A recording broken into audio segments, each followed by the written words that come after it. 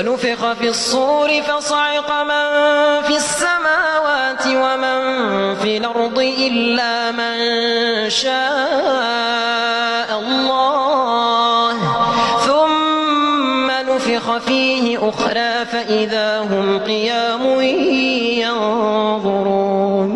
وأشرقت الأرض بنور ربها ووضع الكتاب وجيء بالنبيين